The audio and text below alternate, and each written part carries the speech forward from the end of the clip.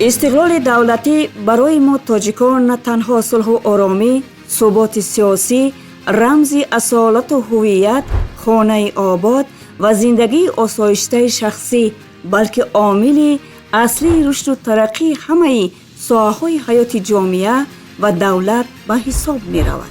از استقلال تا استقلال از دستاوردهای ساحه‌های مختلف خواجگی خلق ناحیه فردوسی شهر دوشنبه بخشیده به 35 سالگی استقلال دولتی جمهوری تاجیکستان.